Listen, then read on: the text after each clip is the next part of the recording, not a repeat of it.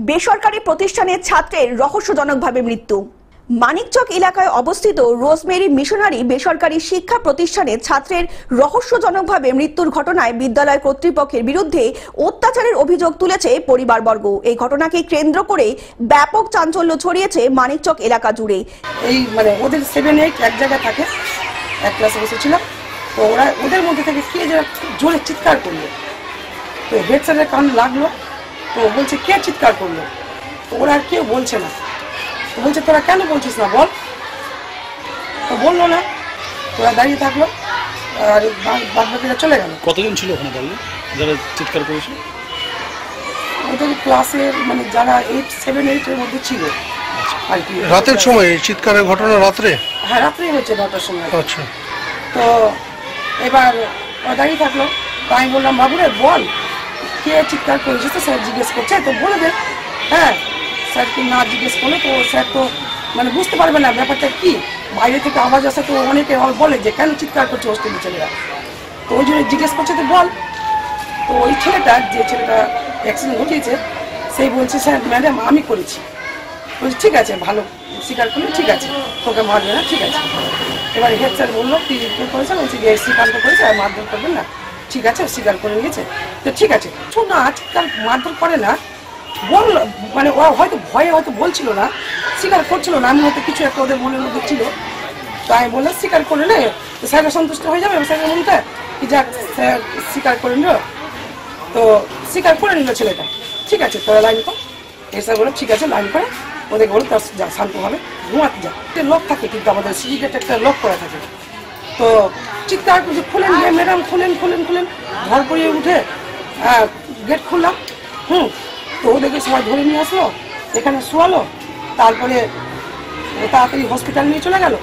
হ্যাঁ, এইটুকুনি। আমি 13 বছরের অষ্টম শ্রেণীর ছাত্র শ্রীকান্ত মণ্ডলের ঝুলন্ত দেহ উদ্ধারের যুক্তি মানতে নারাজ পরিবারবর্গ।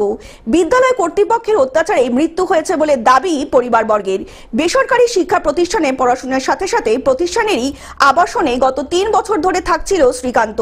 গলায় ফাঁস লাগিয়ে আত্মহত্যার কথা পরিবারের লোকদের জানায় বিদ্যালয় কর্তৃপক্ষ। অন্যদিকে সমস্ত ঘটনা খতিয়ে দেখতে মৃত ছাত্র সহপাঠী ও বিদ্যালয় কর্তৃপক্ষের সাথে কথা বলেছে পুলিশ কর্তারা। আমি এখানে আছি, এদের অভিভাবক পরিবারদের সাথে আমি আছি। তো এদের সাথে থাকাতে যতটুকু আমি যা এদের কাছ থেকে পেলাম, হোস্টেলের 3 তলাতে একটি বাচ্চা সুইসাইড করলো, একটা হল ঘর, বড় একটা হল ঘর, সেখানে 40 থেকে 45 জন ছেলে বসা থাকে, দুটো করে এক একটা খাটের মধ্যে 2-3 জন করে থাকে, এরকম সিস্টেম আছে। আমি ওটা দেখলামও, আমি ভিডিও ফুটেজটাও দেখলাম।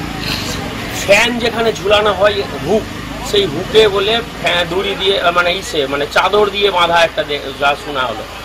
ওখানে যা সিস্টেম দেখলাম, ছাদের মধ্যে যে হুক লাগানো থাকে, তাতে অত মোটা চাদর ঢুকলো কিনা এটা আমার সন্দেহ আছে।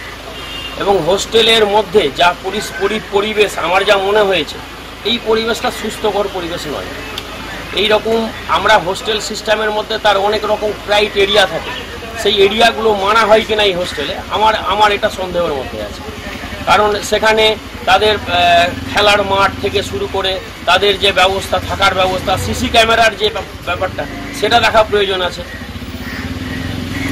হোস্টেলের মালিক বলছেন সিসি ক্যামেরা ছিল, সিসি ক্যামেরা সেদিন অচল ছিল, এবং তার পাশের কোনো ব্যক্তি বলছে সিসি ক্যামেরা সেদিন চলছিল। এখানেও আমার একটা কনফিউশন আছে, এটা আমরা আইসি সাহেবের কাছে ওটা বললাম। পরিবার কি অভিযোগ করছে? পরিবারের অভিযোগ আছে যে তাদেরকে থ্রেট করা, ছেলেটাকে অত্যাচার করা হতো, মারধর করা হতো, ছেলে বাড়ি চলে গেলে ছেলেটা আর দ্বিতীয়বার ঘুরে আসতে চাইতো না হোস্টেলে, এরকম একটা অভিযোগ ছিল। পুলিশ তদন্ত করবে। আমি এইটুকুটাই বলবো, প্রাণ চলে গেছে, কারণ একটা মানুষের প্রাণ চলে গেল, বাচ্চার প্রাণ চলে গেল। ছেলেটা পড়াশোনায় খুব দারুণ ছিল, সে আমারই বাচ্চা থাকুক না আর কারো বাচ্চা থাকুক, এটা একটা ছেলের প্রাণ চলে গেছে। এখানে এই জায়গাটায় আমাদের কোন রকম অরিজিনাল যেটা, সেটাই হয়ে উঠে আসুক। মালদা থেকে অভিষেক দাসের রিপোর্ট, গ্লোব নিউজ।